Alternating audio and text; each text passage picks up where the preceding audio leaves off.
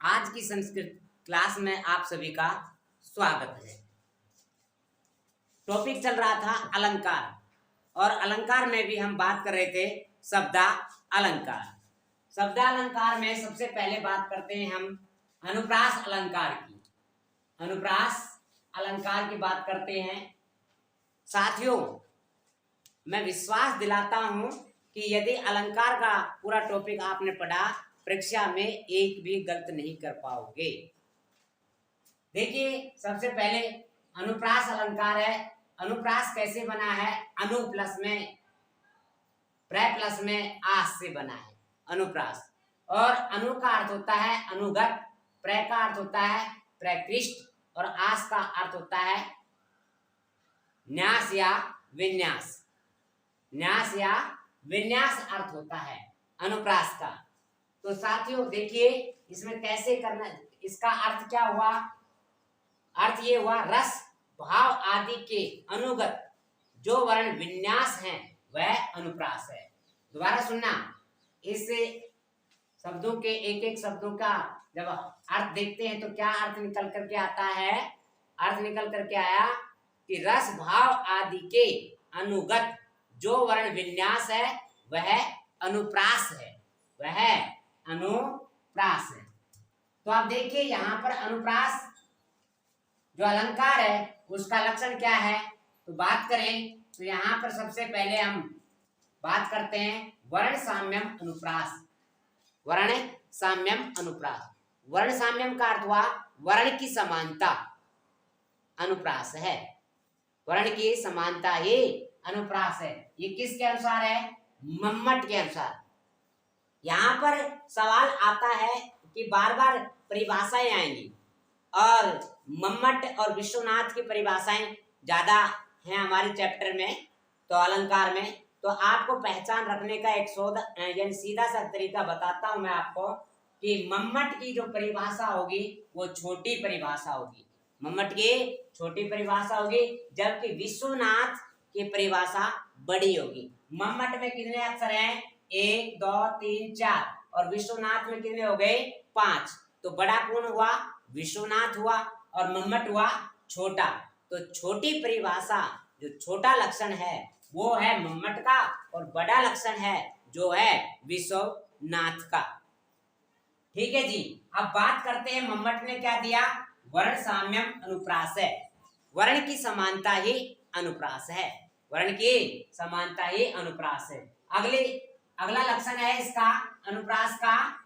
अनुप्रास है शब्द साम्यम वैषम्ये अपि स्वरस्य यत्। अब इसको अन्वय करके लेते हैं। यत् माने जो, स्वरस्य माने स्वर की, वैषम्ये अपि माने विषमता होने पर भी, शब्द साम्य माने शब्द की समानता अनुप्रास कहलाती है। क्या कहलाती है? अनुप्रास कहलाती है।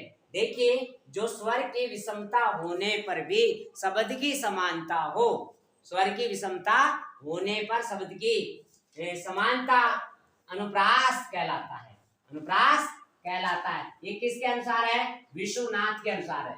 विश्वनाथ। अब देखिए, यहाँ पर अनुप्रास की बात आती है। अनुप्रास कितने प्रकार का होता है, कितने भेद होते हैं अनुप्रास के? तो अनुप्रास के 5 भेद होते हैं। कितने भेद होते हैं? 5। सबसे पहले बात आती है छेका अनुप्रास, फिर वृत्य अनुप्रास, फिर श्रुत्य अनुप्रास, फिर अनंत्य अनुप्रास, फिर है लाटा अनुप्रास। तो 5 भेद हो गए अनुप्रास अलंकार के। अब छेका अनुप्रास किसको कहते हैं? छेका 6 प्लस में यानी कि एक का, यानी एक अनेक व्यंजनों की एक बार आवर्ती। अनेक व्यंजनों की एक बार जो आवर्ती है वो क्या कहलाएगी? छेका अनुप्रास कहलाएगा। अब देखिए, वृत्य अनुप्रास क्या होता है भाई? एक या अनेक व्यंजनों की अनेक बार आवर्ती। भाई छेका में तो एक बार आवर्ती होगी, जबकि वृत्य अनुप्रास में एक या अनेक व्यंजनों की अनेक बार आवर्ती जो कहलाती है वो क्या कहलाएगा? वृत्य अनुप्रास। जैसे यहाँ पर समझने की कोशिश करते हैं, भारते, भातु, भारती। अब यहाँ देखिए, एक वर्ण है भ और भ और भ और तय और तय और तय। तो एक वर्ण की अनेक बार आवृत्ति हो रही है, फिर तय की भी अनेक बार आवृत्ति हो रही है। तो भारतीय धातु भारतीय उदाहरण में कौन सा अलंकार है? वृत्तीय अनुप्रास अलंकार है। अब बात करते हैं श्रुत्य अनुप्रास अलंकार की। समान उच्चारण स्थान वाले व्यंजनों की आवृत्ति। समान उच्चारण स्थान वाले व्यंजनों की आवृत्ति क्या होती है, ये थोड़ी सी समझने की कोशिश करें। समान उच्चारण स्थान, उच्चारण स्थान जैसे कंठ है, फिर तालु है, दंता है, मूर्धा है, ये हमारे उच्चारण स्थान है। और उच्चारण स्थान जिस प्रकार उच्चारण स्थान के ज्यादा बार जो वर्ण आते हैं वहां पर क्या होगा, वहीं पर कौन सा होगा, श्रुत्य अनुप्रास होगा। यहाँ एक बार देखते हैं संत तुलसीदास, संत देखो सैफ, और यहाँ पर ये कैसा है, दंती वर्ण है, नए दंती वर्ण है, तय भी दंती वर्ण है, और तय भी, फिर लय भी, और शय और दय और शय, सा भी, सभी क्या है, दंती वर्ण है।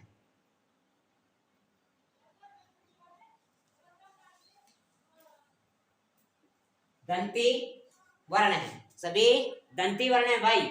इसलिए जहां पर एक ही उच्चारण स्थान के बार बार वर्ण आ जाए तो वहां पर श्रुत्य अनुप्रास होगा, श्रुत्य अनुप्रास होगा।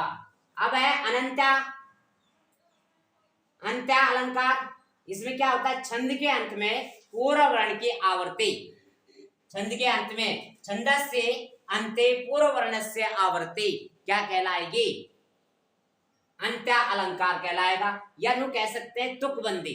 तुकबंदी जहां पर होती है वहां पर कौन सा होगा, अनंत्या अलंकार होगा।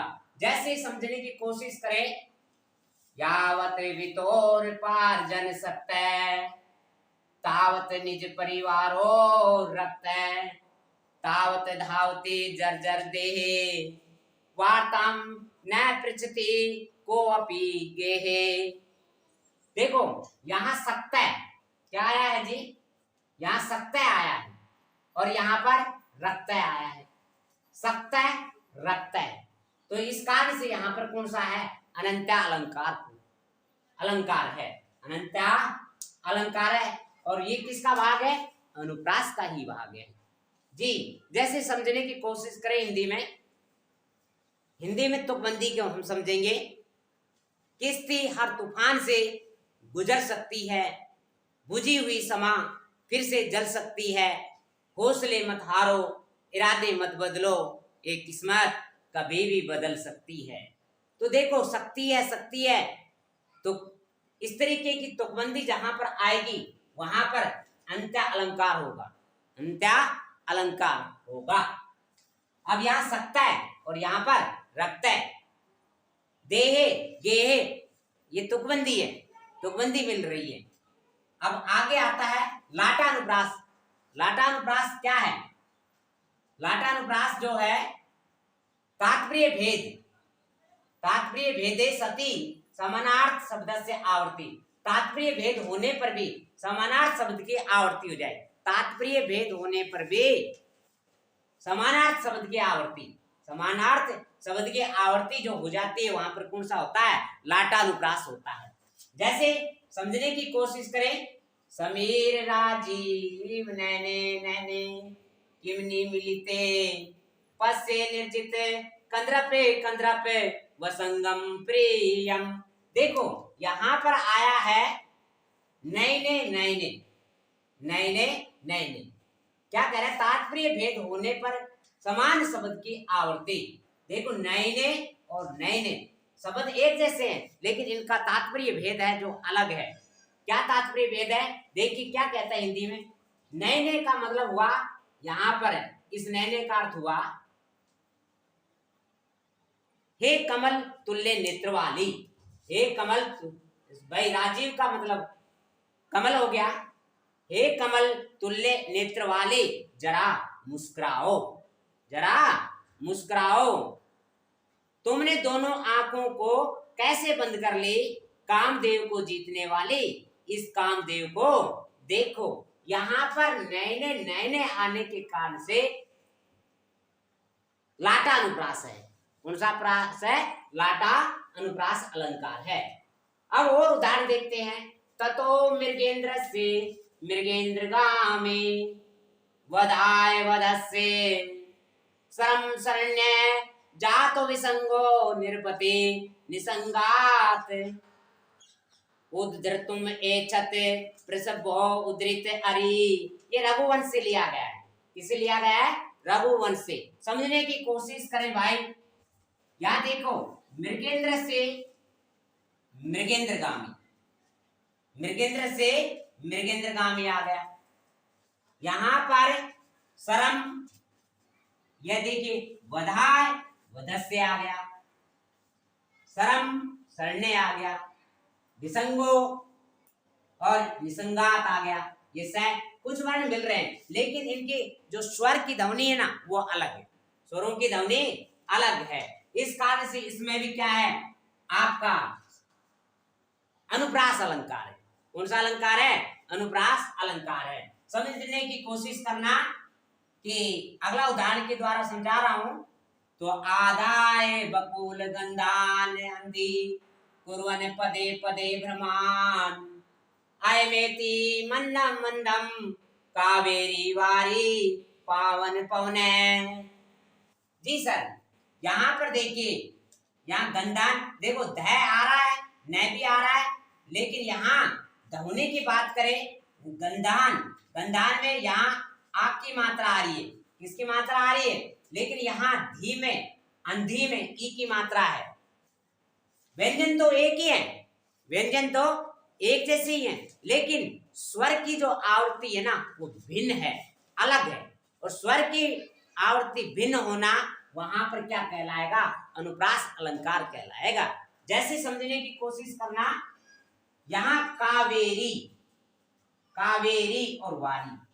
अब कावेरी में देखो कौन सा स्वर है? ए, और इसमें बड़ी री आ रही है, और वारी में आ, और इसमें क्या आ रही है? छोटी ई आ रही है। तो इस तरीके से स्वर की भिन्नता हो, लेकिन व्यंजन की भिन्नता नहीं होनी चाहिए। व्यंजन की भिन्नता नहीं होनी चाहिए। किसकी भिन्नता हो? स्वरों की भिन्नता हो। जैसे पावन पवने, पावन पवने, पावन में आ रहा है और पवन में ए आ रहा है, और आगे वह दे रखा है, फिर वह, फिर न, यानी कि यहाँ आ और ए स्वर की विषमता है, व्यंजन की विषमता नहीं है। और जहां स्वर की विषमता हो वहां पर अनुप्रास अलंकार होता है। आगे देखिए, लता कुंजम गुंजम मदवली चपलयन समालिंगन नंग द्रुतरम अनंग प्रबलयन। तो यहाँ पर देखिए क्या कहता है कि लता कुंजम गुंजम। देखो यहाँ कुंजम है या गुंजम है, यहाँ व्यंजनों की विषमता है। यहाँ पर क्या है? व्यंजनों की विषमता है, और यहाँ पर यानी कि स्वर की समानता है, स्वर की समानता है। देखो कुंजन में ध्वनि तो एक जैसी है ना भाई, और ध्वनि एक जैसी। कुंजन में तो कु है और यहाँ गुंजन में ग है, तो यहाँ पर ग होने के कारण और यहाँ स्वर की समानता है। भाई स्वर की भी समानता हो सकती है और यानी कि व्यंजनों की भी समानता हो सकती है, लेकिन जहां स्वर की समानता होगी वहां व्यंजनों की विषमता होगी, जहां व्यंजनों की विषमता होगी वहां स्वर की समानता होगी। तो समझना वहां पर अनुप्रास अलंकार है। सीधी सी बात ध्यान रखना, जहां स्वर की विषमता है वहां व्यंजनों की समानता होगी, जहां व्यंजनों की समानता है वहां स्वर की विषमता होगी। तो ये याद रखना इस चीज को। और आगे क्या कहता है? नंगम, नंग, और यह है अनंग। यहाँ कौन सा हुआ? अनुप्रास अलंकार हुआ। आगे देखो, विद्या नाम नरस्य रूपम अधिक प्रचन्न गुप्त धनम विद्या भोकरी यश सुकरी विद्या गुरुनाम गुरु विद्या बंधु जनो विदेश गमने विद्या परा देवता विद्या राजसु पूज्यते नहि धनम विद्या विनय पशु। इसमें शार्दूल विक्रीडितम छंद है भाई, और विद्या शब्द का बार बार इसमें आने के कारण से यहाँ पर वृत्यानुप्रास है। कौन सा है? वृत्तय अनुप्रास। अब तक जो हमारे से सवाल पूछा है वेद में नहीं पूछा है, अब तक ऐसे एक उदाहरण दे देगा और कहेगा इसमें कौन सा अलंकार है, तो आपको सीधा सा पूछता है और नया कोई उदाहरण देता है तो मेरे भाई अच्छे अच्छे विद्वान बैठे हैं वो भी बताने में असमर्थ है। इस चीज की परवाह न करें। अब देखो दृशा दग्धम मनसिजम जीवयन्ति, दृशया। देखिए यहां पर क्या है, श्रुत्यानुप्रास में इसमें आया है जय, जय जय आया है और क्या है ये आ गया और ये देखिए फिर स, यहां स आ गया और यहां स आ गया। तो ये क्या है, ये क्या है, तालु स्थान, तालु स्थान के वर्ण है। ये कौन से हैं, तालु, ईचु ऐसा नाम तालु, ईचु ऐसा नाम तालु, एक ही उच्चारण स्थान के वर्ण आए हैं, जय और यह ईचु ऐसा नाम, ईचु ऐसा नाम। इस तरीके से एक ही उच्चारण स्थान के वर्ण आ जाते हैं तो वहां पर कौन सा अलंकार होता है, श्रुत्यानुप्रास होता है। जैसे संत तुलसीदास, संत तुलसीदास में सभी क्या है, दंती वर्ण है, सभी क्या है, दंती वर्ण होने के कारण से यहाँ पर उस संत तुलसीदास शब्द में कौन सा अलंकार है, श्रुत्य अनुप्रास है। अब देखिए या सृष्टि सृष्टुराध्या, यहाँ पर ये 6 का अनुप्रास है, कौन सा है, 6 का अनुप्रास है। भाई सीधा सा याद रखना है, अनुप्रास में यदि व्यंजन की विषमता है तो स्वर की समानता हो, यदि व्यंजन की समानता है तो स्वर की विषमता होगी, तो समझ लेना वहां पर आपका अनुप्रास अलंकार है। अब बात करते हैं अगले अलंकार की, जिसका नाम है यमक अलंकार। दूसरा शब्दालंकार का दूसरा भाग है जो जिसका नाम है यमक अलंकार। यमक अलंकार का लक्षण क्या है, तो देखिए सति अर्थे पृथक अर्थया स्वर व्यंजन सहेते कर्मेण तेन एव आवर्ते यमकम विनिगद्यते। तो यहाँ पर क्या है, देखिए सर कि यहाँ पर जब देखते हैं तो विनिगद्यते, वह फॉर विनिगद्यते, वह फॉर विश्वनाथ, ये विश्वनाथ की परिभाषा है, विश्वनाथ की परिभाषा क्या है, सती अर्थे पृथक अर्थ स्वर व्यंजन सहित, यानी कि पृथक अर्थ होने पर स्वर व्यंजन की समानता हो, स्वर व्यंजन की समानता हो तो वहां पर कौन सा होता है, यमक अलंकार होता है। यमक अलंकार देखो, यमक अलंकार में स्वर और व्यंजन दोनों की क्या मिलनी चाहिए, समानता। जबकि अनुप्रास अलंकार में क्या बताया था, स्वर की यदि विषमता है तो व्यंजनों की समानता होगी, व्यंजनों की विषमता है तो स्वरों की समानता होगी। अब देखिए इसमें क्या कहता है, कर्मेण तेन एव आवर्ती यमकम विनिगद्यते, और क्रम के अनुसार आवर्ती होनी चाहिए, उनका स्थान चेंज नहीं होना चाहिए, तो वहां पर कौन सा होगा, यमक अलंकार होगा। अब देखिए क्या कहता है कि भिन्न अर्थ होने पर भी पुनः भिन्न अर्थ होने पर भी पुनः उसी क्रम से आवर्ती ही यमक होता है, यमक होता है। अब यहाँ पर बात करें दूसरा लक्षण है अर्थे सति अर्थ भिन्ना नाम वर्णा नाम सा पुनः श्रुति, ये मम्मट की परिभाषा है, मम्मट ने लक्षण दिया है यमक अलंकार का। तो ये आगे एक उदाहरण के द्वारा समझा रहा है, देखिए नव प्लास प्लास वनम पुरे स्फुट प्राग प्रागत पंकजम मृदुल लतांत लतांतम आलोक्यते स सुरभिम सुरभिम सुमनौ हरई। देखिए यहाँ प्लास प्लास और इस यहाँ प्राग प्रागत और यहाँ लतांत लतांत, यानी कि वर्ण की भी समानता है और स्वरों की भी समानता है और व्यंजनों की भी समानता है। सुरभिम सुरभिम, यहाँ पर दोनों स्वर और व्यंजन दोनों की समानता होने के कारण से यहाँ पर यमक अलंकार है।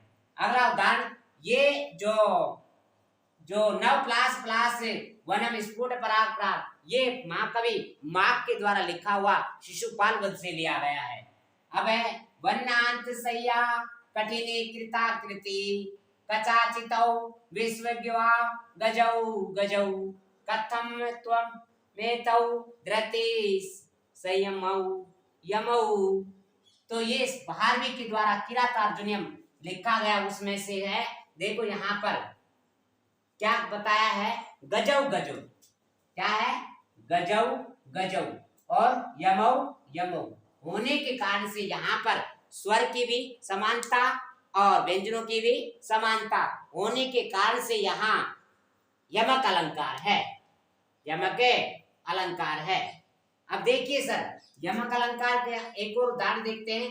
प्रजा प्रजा स्वा एव तंत्रित्वा। प्रजा शब्द के, प्रजा शब्द है, इसमें प्रजा जन और क्या होता है, पुत्र आदि, पुत्र आदि होता है। सरस्वती प्रसादम में स्थिति चित्ते सरस्वती, सरस्वती कुरुक्षेत्रे कुरुक्षेत्रम सरस्वती। तो सरस्वती सरस्वती शब्द की बार बार आवृत्ति हो रही है और कोई व्यंजन और स्वर नहीं बदल रहा है। इसी कारण से यहाँ पर शब्द कौन सा यमक अलंकार होगा। अब देखिए, न गजा देता देता वेगतम ललितम ललितम प्रमदा प्रमदा। तो इसमें कौन सा अलंकार है, यहाँ पर भी सेम न गजा कोई स्वर और व्यंजन नहीं बदल रहे हैं। इस कारण से यहाँ पर क्या हो गया, यमक अलंकार है।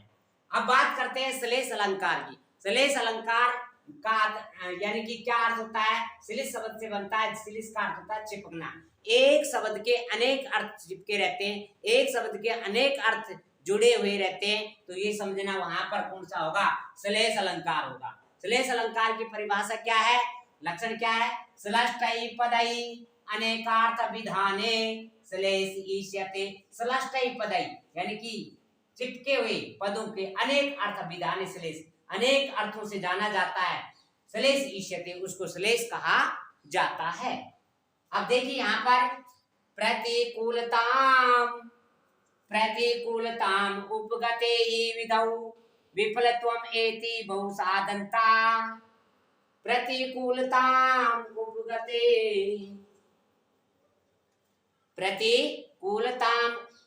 उपगते ही विधौ विफलत्वम एति बहुसाधनता। अवलंबनाय दिने भर्तु अभूतन पतिष्यत कर सहस्रम अपि। क्या कहता है, जब यानी कि आदमी के प्रतिकूल होता है तो बहुत सारे साधन विफल हो जाते हैं, और जब यानी कि अपने जब मनुष्य के विपरीत होता है, मनुष्य के विपरीत होता है तो बहुत सारे साधन उसके पक्ष में आ जाते हैं। यहाँ पर देखिए, यहाँ विधौ शब्द के दो अर्थ हैं, विधौ शब्द के दो अर्थ हैं। विधौ शब्द में आप जानेंगे कैसे दो अर्थ हैं। विधु, विधु का अर्थ होता है चंद्रमा, चंद्रमा, और विधु एक होता है विधि, विधि का अर्थ होता है भाग्य। जब विधि का रूप जब चलाते हैं ना तो सप्तमी एक वचन क्या बनती है, विधि की विधौ होती है। क्या होती है, विधौ होती है। और यानी कि विधु चंद्रमा का रूप जब चलाते हैं तो सप्तमी एक वचन क्या होती है, विधौ होती है। तो यहाँ विधौ शब्द के दो अर्थ निकल रहे हैं, एक का अर्थ निकल रहा है चंद्रमा और एक का अर्थ होता है भाग्य। तो यहाँ पर इस श्लोक में क्या बताया था, जब भाग्य के विपरीत होता है तो बहुत सारे साधन विफल हो जाते हैं। और फिर क्या कहता है, जब चंद्रमा उदय होता है तो उस समय हजारों तारों की जो रोशनी है वो फीकी हो जाती है। अब देखिए आगे क्या कहता है, विधौ शब्द के दो अर्थ होने के कारण से यहाँ पर कौन सा हुआ, श्लेष अलंकार है। अब यहाँ पर बात करते हैं, अयम सर्वाणि शास्त्राणि हृदि गेसु च वक्ष्यति। वक्ष्यति शब्द के दो अर्थ हैं भाई। वक्ष्यति वच धातु से बनता है, वच धातु को जब यानी कि रूप चलाते हैं तो वचती, तो वचती से वच माने बोलना और वच माने बोलना, यानी कि वचती बनता है। तो दोनों का ये लिट लकार में जो दोनों का रूप होता है एक जैसा चलता है, वच का और वद का। जिस प्रकार से अस और भवतु, भव धातु, भव धातु का रूप लिट लकार में एक जैसा चलता है, यानी भविष्यति, भविष्यत, भविष्यन्ति, एक जैसा अस्ति का भी और भव, भू भव का भी। ठीक है सर। अब बात करते हैं सर्वस्वम हर। सर्वस्व, हर शब्द के दो अर्थ हैं। हर का अर्थ होता है भगवान शिव। क्या होता है? भगवान शिव। अब यानी हर का रूप संबोधन चलाएंगे तो संबोधन क्या होगा? हरि होगा। और इस ये हर शब्द का जब रूप लकारों में प्रयोग करते हैं, हिरी धातु से बनता है। हिरी का मतलब होता है हरण करना। तो लोट लकार, लोट लकार का, लोट लकार, लकार का मध्यम पुरुष, मध्यम पुरुष एक वचन क्या होगा? हरि होगा। हिरी धातु का मध्यम पुरुष एक वचन क्या होगा? तो हर होगा। तो इस हर शब्द के दो अर्थ निकल गए, एक तो हरण करना और एक निकल गया भगवान शिव। तो इस कारण से यहाँ पर इस शब्द में कौन सा अलंकार हुआ? श्लेष अलंकार हुआ। अब बात करते हैं मुरारी पद चिंता चेत तदा मागे रतिम कुरु। माघे, माघे, माघे शब्द के दो अर्थ हैं यहाँ पर। माघे शब्द के दो अर्थ हैं। माघे का अर्थ हुआ, एक तो हुआ महाकवि माघ जिसने शिशुपाल वध रचना लिखी थी, और माघे को अलग अलग करके लिखे मां प्लस में अघे। अघे, अघे का अर्थ होता है पाप, मां में नहीं, यानी पाप में नहीं, पाप में नहीं। इसके दो अर्थ निकल गए, एक तो माघ, महाकवि माघ निकल गया, और एक पाप में नहीं। एक होता है माघ का महीना, माघ का महीना भी होता है। और श्लेष अलंकार के तीन भेद होते हैं। तीन भेद कौन कौन से होते हैं? अभंग श्लेष, सबंग श्लेष और उभय, उभय श्लेष अलंकार। तो ध्यान रखना, श्लेष अलंकार के कितने भेद हुए? तीन, अभंग, सबंग और उभय श्लेष अलंकार। अब इनके उदाहरण जान लेते हैं। अभंग क्या होता है, सबंग क्या होता है, और उभय अलंकार क्या होता है। अब जानते हैं श्लेष अलंकार के तीन जो भेद थे उनके उदाहरणों के बारे में। जी, अभंग, अभंग क्या होता है? जहां दूसरा अर्थ समझने के लिए पदों का विग्रह आदि नहीं करना पड़ता है। दूसरे शब्दों का अर्थ जानने के लिए पदों का विग्रह आदि नहीं करना पड़े तो उसको कहते हैं अभंग। जैसे यहाँ पर बताया, उछलत भूरी किलाल सुशुभे वाहिनी पति। तो यहाँ पर किलाल शब्द के दो अर्थ हैं और वाहिनी शब्द के दो अर्थ हैं। इनको तोड़ना नहीं पड़ता, यानी कि जिन शब्दों को तोड़ना पड़े तो वहां पर तो होगा सबंग, और जिन शब्दों को बिना तोड़े ही, बिना विच्छेद किए हुए ही अर्थ निकल जाता है, वहां पर होता है अभंग। अभंग यानी कि जिसको भंग नहीं कर सकते, तोड़ नहीं सकते। तो यहाँ पर किलाल शब्द के दो अर्थ आ रहे हैं। एक का किलाल का अर्थ होता है रक्त, और एक का अर्थ है पानी, और वाहिनी का अर्थ होता है सेना। वाहिनी का अर्थ सेना और समुद्र, और क्या होता है? नदी। अब ये क्या कहता है? उछलत भूरी किलाल, किलाल है सुशुभे वाहिनी पति।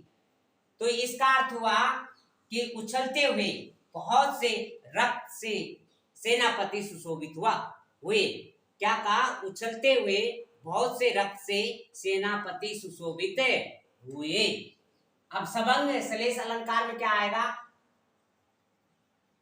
अज राम रता कस्य नयो धैर्य ये पूरी प्रिया। तो या अब यहाँ पर देखिए, अलग अलग सबंग का मतलब होगा विच्छेद करना, विच्छेद करेंगे। यहाँ पर क्या है? एक तो अजर, क्या आ रहा है? अजर, और एक आ रहा है अमरता। अजर और अमरता, अजर और अमरता। और दूसरा इसको तोड़ेंगे तो अज राम और रता, अज राम और रता। तो ये क्या हो रहा है? दो अलग अलग टूटते हुए दिखाई दे रहे हैं। तो एक तो है अजर अमरता और एक है अज राम और रता। तो अलग अलग शब्द बन गए ना। तो इस कारण से इसमें कौन सा होगा? सबंग श्लेष अलंकार है, सबंग श्लेष अलंकार है। अब देखिए उभय अलंकार में क्या होता है? जिसको यानी कि सीधा सीधा बिगर तोड़े अर्थ किया जा सकता है और तोड़ करके अर्थ किया जाए, विच्छेद करके किया जाए, तो वो दोनों प्रक्रिया होती है, तो वो कहलाता है उभय श्लेष अलंकार। तो चितो नलम कामयते मध्यम, मेरा चित्त नल को चाहता है, मेरा चित्त किसको चाहता है? नल को। इसका सीधा सा अर्थ हो गया भाई, मध्यम मन मेरा, नलम मन नल को, चित्त मन चित्त मन, और कामयते मन चाहता है, मेरा दिल नल को चाहता है। अब इसको देखते हैं सबंग के हिसाब से। सबंग में क्या होगा, अलग अलग करते हैं। तो नलम कामयते, नल को चाहता है। अब इसको करेंगे न लंकाम, यहां पर क्या आ जाएगा, न को अलग कर लेंगे, लंकाम आयते। देखो यहां से ध्यान से देखना, यहां न और ये हो जाएगा लंका, लंकाम प्लस में आयते। मेरा चित्त लंका को नहीं चाहता है, मेरा चित्त लंका को नहीं चाहता है। इसका अर्थ ये टूट गया। इसका अलग अलग करने से मध्यम मन मेरा, चित्त मन चित्त, न मन नहीं, लंका मन लंका को ऐते मन चाहता है, और मेरा मन लंका को नहीं चाहता है। अब दूसरे तरीके से करते हैं इसका। यहां पर एक अतोर और प्लुतात् प्लुते के साथ में पूर्व रूप संधि का रूप भी बनता है, पूर्व रूप संधि का भी रूप बनता है। जैसे को अपी होता है ना, कै प्लस में अपी। तो यहां पर देखो क्या हुआ, इसी तरीके से करेंगे तो यहां हो गया चित्त हो गया, और अनल, तो अनलम कामयते। यदि मेरे को नल नहीं मिलते हैं तो मेरा दिल किसको चाहता है? आंख को चाहता है। देखो मध्यम चित्ते अनलम कामयते, मेरा चित्त आंख को चाहता है, मेरा चित्त आंख को चाहता है। तो इस तरीके से यदि तोड़ करके विच्छेद करके किया जाएगा अर्थ, तो यहाँ पर ये सबंग श्लेष अलंकार होगा। और सीधा सीधा अर्थ करते हैं, मेरा चित्त नल को चाहता है, राजा नल को चाहता है, तो यहां पर कौन सा हो जाएगा? अभंग श्लेष अलंकार हो जाएगा। अब देखो यहां पर एक उदाहरण और देखिए, रक्त छद्वम विकचा भजंतो नालम जलई संगत माद धाना। तो यहाँ पर रक्त छद्वम में अभंग है, विकचा में अभंग है, नालम में सबंग है। तो रक्त छद्वम का अर्थ क्या हो गया? यह लाल रंग के पत्र, और रक्त छद्वम का अर्थ हो गया लाल कपड़े। विकचा का अर्थ हो गया चमकना, और विकचा का अर्थ हो गया केस रहित। और नालम का अर्थ हो गया नालम, या नाल को धारण किए हुए, नालम माने नाल को धारण किए हुए। और न अलम,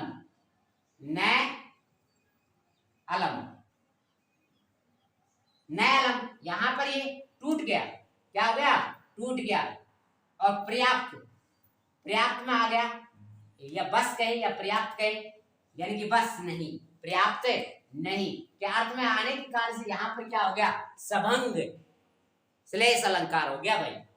अब देखो धनुर्वंश से विशुद्धो अपि निर्गुणः किम करिष्यति। वंश शब्द के दो अर्थ हैं। वंश का मतलब होता है बांस, और वंश का अर्थ होता है कुल। वंश का अर्थ होता है बांस, और वंश का अर्थ होता है कुल। और निर्गुणा का अर्थ होता है प्रत्यंचा से रहित, और निर्गुणा का अर्थ होता है गुण रहित। आपको शब्दालंकार बता रहे थे, क्या बता रहे थे? शब्दालंकार। शब्दालंकार में एक कि कितने होते हैं भेद शब्दालंकार के?